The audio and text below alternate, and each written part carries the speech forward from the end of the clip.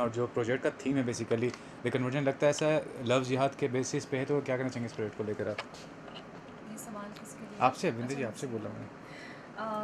जी, conversion जो आपने बोला, बिल्कुल हमारी फ़िल्म एक रियल मुद्दे को लेकर आ रही है। फ़िल्में समाज का आईना होती हैं, तो जो भी चीज़ें हो रही हैं वो ये फ़िल्म दर्शा रही है, और ये करंट हमारे बहुत बड़ी प्रॉब्लम है जो हमारे इंडिया में चल रही है।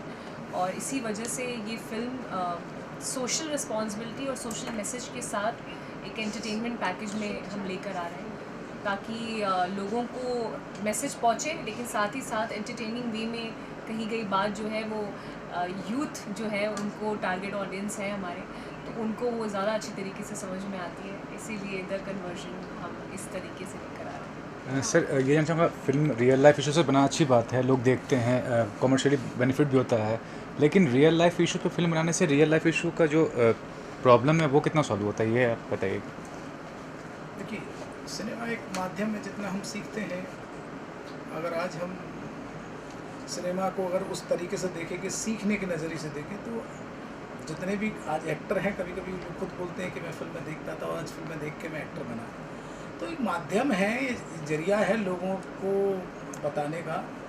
और ऐसा नहीं है कि पूरा समाज सुधर जाएगा, लेकिन जब धीरे धीरे आज हम बनाएंगे, भले ही वो 10 व्यक्तियों तक पहुँचे और वो इम्प्लीमेंट करें, आज 10 बदलें, कल 100 बदलेंगे, कल जो माँ बाप पहुँचते जाएंगे, 125 करोड़ देश ऐसे धीरे धीरे उस समस्या को अपने आप ही ख़त्म कर देगा।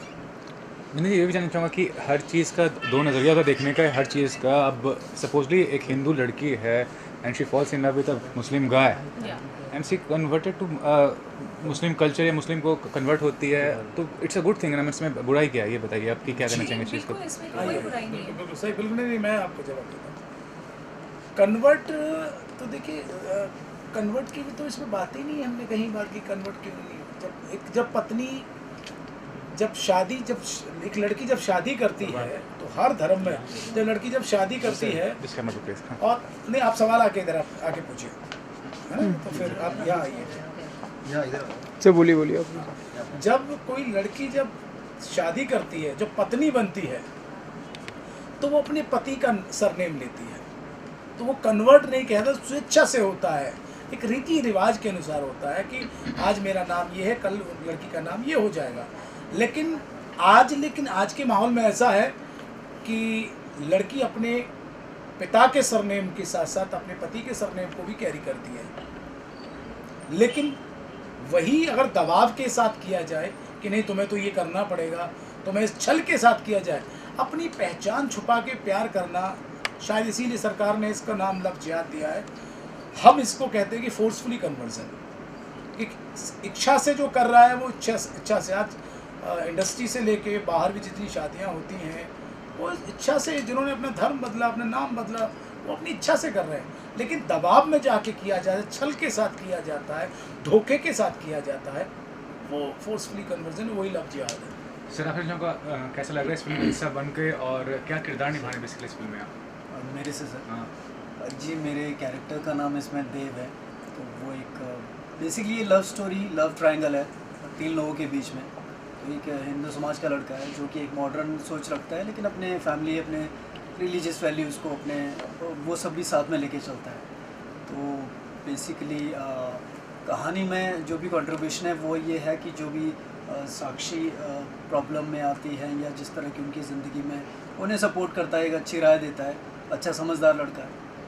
तो बस उतना ही किरदार है सर मेरा फ़िलहाल। बाकी 22 अप्रैल को आपको देखने को मिलेगा। Good, very good. सर, आप बताइए क्या कहना चाहेंगे इस प्रोजेक्ट के बारे में और क्या किरदार निभा रहे हैं? इसके बारे में, प्रोजेक्ट के बारे में। प्रोजेक्ट के बारे में सर से इतना अच्छे से बता ही रहे हैं कि जो कन्वर्जन है अपने आप में, जो ऐसा सोशल अवेयरनेस है जो आज की जो यूथ है, जैसे हमारा टैगलाइन है सेव डॉटर्स, तो ये एंटरटेनमेंट के साथ साथ जो हमारी जो यूथ है, मोस्टली गर्ल्स जो हैं, उनको एक सही दिशा मिलेगी कि प्यार करना गलत नहीं है, प्यार पे ही पूरी दुनिया कायम है, प्यार तो हर चीज़ जैसा होता है, बट सही प्यार करने में गलत रास्ता ना भटके। तो एक अवेयरनेस लोगों को मिल जाएगी और एक एंटरटेनमेंट के साथ पूरा पैकेज मिल जाएगा फिल्म का। सर ये भी फोर्सफुल वर्ड जो यूज़ किया जाता है कि हाँ कन्वर्जन के लिए फोर्स किया जाता है किसी को, इतनी सारी लीगल चीज़ें होती हैं दुनिया में, अगर कोई इंसान नहीं उसका पार्ट बनना चाहे तो कोई भी फोर्सफुली आपको लगता है कि उस चीज़ के लिए उसको राज़ी कर सकता है?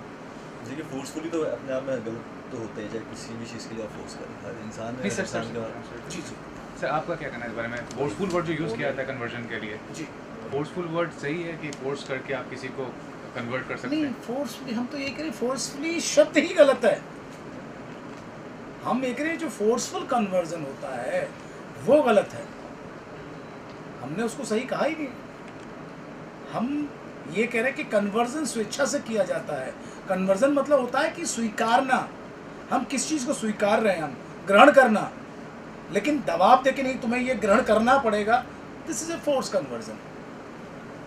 पर कहाँ तक मानते हैं कि इस चीज़ को लेकर गवर्नमेंट एक हार्ड स्टेप उठाए? मैं आपकी बात आपके सवाल से पहले ही बता दूं, अगर ये समस्या नहीं होती जो आप कहना चाह रहे हैं, समस्या नहीं होती तो आज जो इतनी बड़ी स्टेट है उत्तर प्रदेश, मध्य प्रदेश, गुजरात, तो ये इस पर इतना सख्त कानून नहीं बनाती। कहीं ना कहीं समस्या है, उनको वो नहीं पड़ा है कि ऐसी चलिए कानून बना देते हैं। जब समाज में सरकार तभी निर्णय लेती है जब उनके सामने कोई समस्या आती है, और वो समस्या बड़े रूप में जब आती है तो उसके लिए एक्शन प्लान बनाया जाता है, उसके लिए कानून बनाए जाते हैं। इस प्रोजेक्ट पे विपुल शाह भी शायद एक फिल्म आने वाला है, आपको मालूम ही होगा। 32,000 केरला में गर्ल्स मिसिंग है काफ़ी सालों से, और गवर्नमेंट ने कोई स्टेप नहीं उठाया है, और कन्वर्जन ही शायद उसका थीम है कि कन्वर्ट किया गया उनको, और कहाँ है वो अभी तक लापता है उनका कोई। तो क्या कहना चाहूँगा उस चीज़ को लेकर कि ये जो सब्जेक्ट है मिसिंग का और कन्वर्जन का, और दिस काइंड ऑफ टॉपिक कितना ज़्यादा हाईलाइट किया। बहुत अच्छी बात है। मेरे मित्र जिनका नाम बताया गया, नाम बताया आपने? विपुल शाह। विपुल शाह जी जैसे और भी लोग निकल के आए। आज हमने शुरुआत कर दी है, लेकिन शुरुआत करने की देर है। हमें भी बहुत सारा डर था कि हम ये सब्जेक्ट करें नहीं करें, क्या होगा।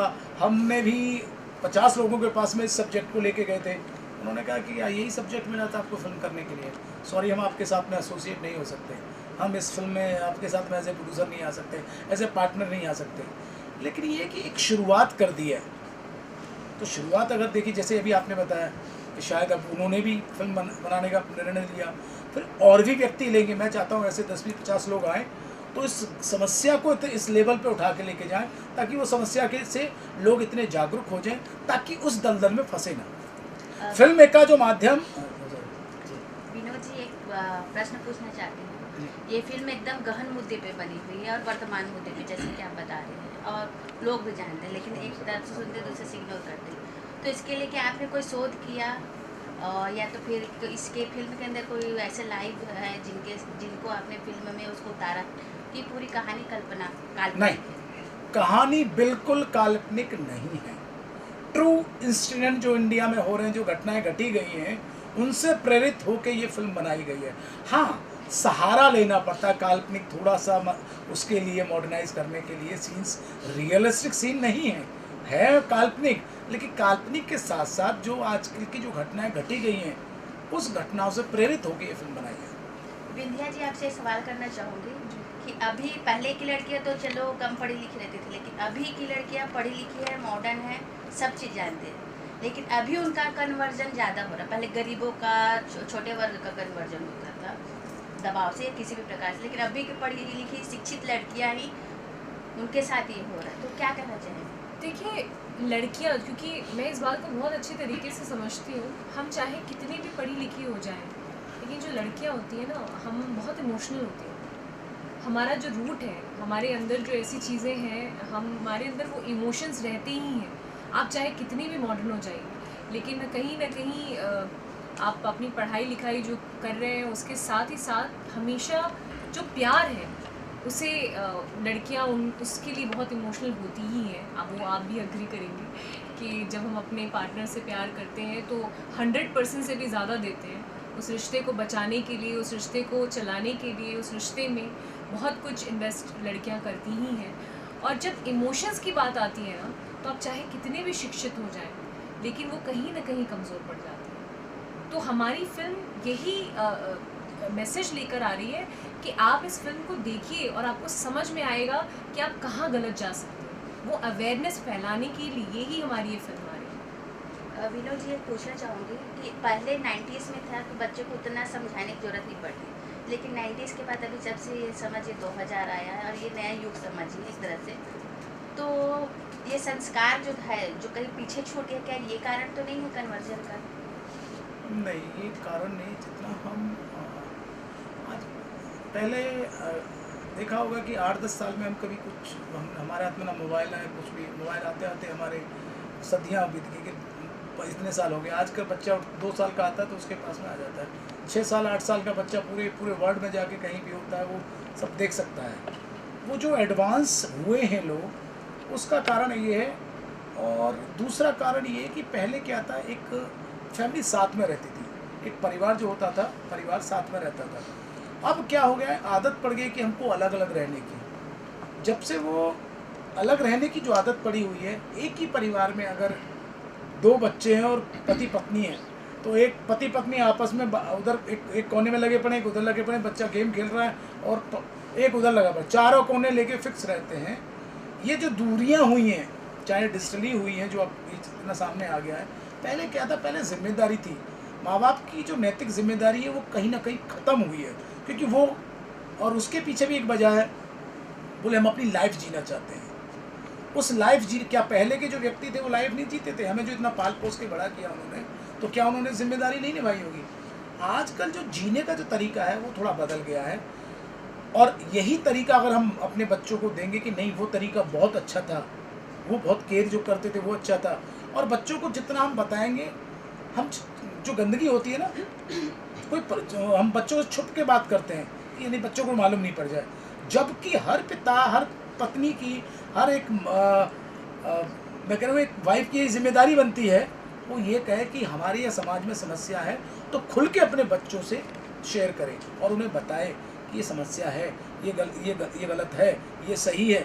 और जिस दिन हमारे बच्चों को ये गलत और सही मालूम पड़ जाएगा तो वो डिसीजन लेने में, वो निर्णय लेने में इतने ही सक्षम होंगे और वो इस तरह के किसी भी दलदल में नहीं फंसेंगे। विंध्या जी, अगर आपके किरदार की बात करें तो कितना डिफरेंस महसूस करती है जो किरदार आप निभा रही है साक्षी का, और विंध्या में क्या डिफरेंस महसूस करती है? देखिए, मैंने इसके पहले भी बोला कि लर्निंग और अनलर्निंग एक ऐसा प्रोसेस है जिससे आप बहुत कुछ सीखते हैं। तो साक्षी ने जो गलतियाँ की हैं वो विंध्या कभी नहीं करेगी, क्योंकि विंध्या अपने माता पिता से बहुत प्यार करती है। और मेरे लिए सबसे प्योरेस्ट फॉर्म ऑफ लव मुझे लगता है माँ बाप का ही होता है। जितना माँ बाप आपको प्यार कर सकते हैं उतना आप भी उन्हें नहीं कर सकते। तो मेरी ज़िंदगी में हर एक डिसीजन, हर चीज़ मैं अपने माँ बाप से पूछ कर ही लेती हूँ। ये मेरा एक रूल है लाइफ का और वो कभी चेंज नहीं होने वाला है, ना हुआ है। तो वो साक्षी अगर थोड़ा ध्यान देती, इसीलिए हमारी वो फिल्म ऐसा एक पूरे सेटअप के साथ आ रही है कि कन्वर्जन तो हम दिखा ही रहे हैं, लेकिन साथ ही साथ हम उसमें ये भी दिखा रहे हैं कि क्या हमें नहीं करना चाहिए। अभी जैसे हमारी ये टॉपिक बात हो रही थी कि अबाउट पेरेंट्स, कि वो क्यों ऐसा हो रहा है, दूरियां क्यों आ गई हैं। वो इसलिए भी हो रहा है क्योंकि पेरेंट्स बच्चों से ये उम्मीद करते हैं कि अरे बच्चे तो आजकल बड़े हो गए हैं, इनको तो संस्कार नहीं है, ऐसी बातें बोल के वो अपनी रिस्पॉन्सिबिलिटी से छुट्टी पा लेते हैं। लेकिन जो रिश्ते होते हैं वो बहुत ही रिस्पॉन्सिबिलिटी के साथ अगर निभाए जाए, सेम एफर्ट के साथ, तो वो और भी अच्छे तरीके से चल सकते हैं। जैसे बच्चों को ऐसा बोल दिया जाता है तो माँ बाप भी उनके जैसे थोड़े से बन जाएँ और बच्चे जो हैं वो थोड़े से इधर आ जाए, तो बीच की जब बात हो जाती है, दोस्ती वाला रिश्ता हो जाता है, तो अपने आप वो कंफर्ट जोन आ जाता है। जैसे विंध्या जो है अपने माँ बाप से हर चीज़ बहुत खुल के बात कर लेती है, हर चीज़, मतलब मुझे कहीं और जाने की ज़रूरत ही नहीं है। और यहाँ पे इनको भी पता है कि सेट पे भी मेरी मम्मी आती हैं and she is so friendly, my dad is very friendly, so we have a very different kind of ambience. तो वो अपने से शुरुआत करनी पड़ेगी rather than blaming anyone else. I think we have to start from our own home, so that's how we can rectify a lot of things in that. अच्छा, जब आपके पास ये स्क्रिप्ट आई जी, तब आपका रिएक्शन कैसा था? तुरंत आपने हामी उसको करने के लिए, किरदार को करने के लिए हामी भरी या फिर कुछ सोच विचार किया आपने? सर ने मुझे सोचने ही नहीं दिया ना। वो मिले, वो लोग बस बात की, मैंने कॉफ़ी पी, सर ने कहा आप ही साक्षी मिश्रा हैं, आप कर रही हैं ये फिल्म। तो मैंने कहा सर स्क्रिप्ट तो आप बताइए पहले, सुनूँ तो क्या, मतलब कौन है साक्षी मिश्रा? सर ने कहा बिल्कुल सुनिए आप, लेकिन आप हैं साक्षी मिश्रा। तो इनका विश्वास था, इनका फेथ था, इनको वो साक्षी मिश्रा मुझ में दिख गई। और फिर मैंने जब स्टोरी सुनी, वंदना मैम ने स्टोरी सुनाई, नरेशन हुई, तो जब लास्ट उसका जब एंड हुआ तो मुझे बहुत, मेरी आंखों में आंसू थे, क्योंकि वो पीड़ा जो है साक्षी मिश्रा की मुझे समझ में आ रही थी और मैं बहुत तकलीफ़ में थी। और मैंने कहा सर मैं ये रोल करूँगी और आप सच कह रहे हैं। मैं ही साक्षी मिश्रा हूँ। एंड देन उसके एक हफ्ते के बाद हम बनारस ही चले गए और बनारस में शूट कर रहे थे। और बनारस एक ऐसी जन्मभूमि है मेरी, तो सोचिए जन्मभूमि और कर्मभूमि जब मिलेगी तो फिर क्या ही होगा। अच्छा विनोद जी, इस तरह से ज्वलन मुद्दे पर जब भी कोई फिल्म बनती है तो शूटिंग के दौरान कुछ ना कुछ कोई आपराधिक असामाजिक तत्व वगैरह विरोध करने में लग जाते हैं। जैसे कश्मीर फाइल्स की शूटिंग हो रही थी, हैदर की भी शूटिंग कश्मीर में हुई, तो वहाँ पर भी कुछ लोगों ने विरोध जताया था, वहाँ के स्थानीय लोगों ने। आप जब इसका बनारस में शूटिंग कर रहे थे तो इस फिल्म में जब जिस तरह से आपकी फिल्म का जो मुद्दा है बहुत ही गंभीर है, ज्वलंत है, तो ऐसा कुछ कोई असामाजिक तत्व आए थे जो शूटिंग रोकने की कोशिश की गई या फिर और कुछ तरह की कुछ घटनाएं घटी है? नहीं, हम कुछ ज़्यादा चौकन्ने थे तो हमने वो नाम ही नहीं रखा था। हमने जो पूरी फिल्म की जो शूटिंग करी है वो दशाश्वमेध घाट के नाम से की है, और ये जब तक फिल्म एडिट कंप्लीट नहीं हुई थी तब तक फिल्म के बारे में किसी को भी नहीं मालूम था कि हम क्या शूट कर रहे हैं। तो लोगों तक ये बात मतलब ज़्यादातर लोग जब ये सोच रहे थे कि विंध्या वेकेशन मनाने के लिए मम्मी पापा के पास गई हुई है, मतलब कोई अपडेट नहीं थी, मतलब हम शूट कर रहे हैं ये भी किसी को पता नहीं था। So that was a deliberate. उस घटनाओं से सीख कर ही आदमी सीखता है। तो हमने सुना देखा था कि हम ये डायरेक्ट ये नाम रखें, द कन्वर्जन रखें। हमने कहा नहीं, बेहतर ये कि हम इस फिल्म को पहले शूट करते हैं, शूट करने के बाद में जब फाइनल की है, और हमारा पहले से रहा है कि हम कभी भी फिल्म मुहूर्त करके या शूटिंग के दौरान ना कोई हमारा एक्टर कोई पोस्ट डालता है, ना कोई हमारी टीम के मेंबर पोस्ट डालते हैं। जब फिल्म कंप्लीट होके एडिट होती है और जब पहला पोस्टर आउट होता है तब मालूम पड़ता है कि हमारी टीम या विनोद तिवारी टीम कुछ प्रोजेक्ट कर रही है। अच्छा विद्या जी, आपने कुछ देर पहले बताया कि मैं सर से कहानी सुने बगैर मैं हाँ बोलती थी। जब सेट पे आपको पता चला कि कहानी में इतने सारे लेयर्स हैं, बार बार कुछ चेंजेस, फिर आपको साक्षी के बारे में बहुत सारा पता चला, उस समय आपका क्या रिएक्शन था? आप अपसेट हुई या फिर ऐसा लगा कि मैंने क्या डिसीजन ले लिया? नहीं, लेकिन एक्चुअली आपका सवाल ही गलत है। मैंने कहानी सुनी थी जब पहली बार सर ने जब मुझे बोला कि आप साक्षी मिश्रा हैं, तो मैंने सर से कहा था कि आप नरेट कीजिए। तो सर ने फिर वरना में हमने कहानी सुनाई थी पूरी, तब मैंने जब उससे सुना तब मेरे आंखों में आंसू आया था। तब मुझे समझ में आया कि क्यों बोल रहे हैं कि साक्षी मिश्रा मैं हो सकती हूँ, क्योंकि वो जो लड़की है वो है मेरे अंदर, उसकी जो लेयरिंग है, जो भावनाएं हैं, मैं समझ सकती थी। बट डेफिनेटली मैंने रिसर्च नहीं की थी कोई, मुझे वो रिसर्च जो है वो सारी चीज़ें सेट पे इन लोगों ने बहुत हेल्प की, क्योंकि जब ऐसी फिल्म जिसमें इतनी ज़्यादा संजीदगी हो तो वहाँ पर ना एक अलग तरीके की रिस्पॉन्सिबिलिटी हो जाती है, क्योंकि स्क्रिप्ट में कोई मॉड्यूलेशन आप नहीं कर सकते हो। जो लिखा है, और सर बहुत पर्टिकुलर थे कि वंदना मैम ने जो भी लिखा है ती है तो ती ही है, वो ते भी नहीं हो सकता। तो उसमें बहुत सारी चीज़ें चेंज हो जाती हैं, नुआंसेस चेंज हो जाते हैं, मतलब चेंज हो जाता है। तो इस वजह से थोड़ी स्क्रिप्टिंग के हिसाब से देखा जाए तो थोड़ा मुश्किल था, लेकिन सेटअप इतना अच्छा था कि सर ने वो जिस तरीके से उसके बारे में बताया तो आप और भी ज़्यादा जुड़ते चले जाते हो साक्षी मिश्रा से। तो अब मुझे लगता है कि मतलब मेरी ज़िंदगी का बेस्ट डिसीजन रहा है कि मैं ये फिल्म करूँ एज साक्षी मिश्रा। लास्टली हमारी ऑडियंस जो देख रही है उनके लिए क्या मैसेज देना चाहेंगे फिल्म को लेकर सर? ओके, मेरा सभी से अनुरोध है कि अगर बड़े हैं तो अपने बच्चों को जो 12 साल से लेकर 18 साल के बच्चे हैं ये फिल्म ज़रूर दिखाएं, और बड़े लोगों की भी जिम्मेदारी है कि वो फिल्म देखें ताकि वो आगे चल के अपने लोगों पर इसको इम्प्लीमेंट कर सकें, ताकि अपने बच्चों को शिक्षा दे सकें कि जीवन में ऐसी गलती नहीं करना जो इस फिल्म की हीरोइन ने की या इस कैरेक्टर ने की। वो जब आम इंसान होता है उस कैरेक्टर को अपने अंदर अपनाता है, और मेरा पूरा विश्वास है कि जब पूरी फिल्म देखेंगे तो भारत के 125 करोड़ के जो लोग हैं, 125 करोड़ लोग इस फिल्म को देखना चाहेंगे। विद्या जी, जी क्या आप क्या कहना चाहेंगे, क्या मैसेज होगा आपकी तरफ से? जी, हम यही कहना चाहते हैं कि देखिए कैमरा जो होता है ना, आप सब जानते हैं कि कैमरा बहुत सेंसिटिव होता है, तो कोई भी चीज़ अगर शिद्दत के साथ नहीं की जाए तो कनेक्ट नहीं होती।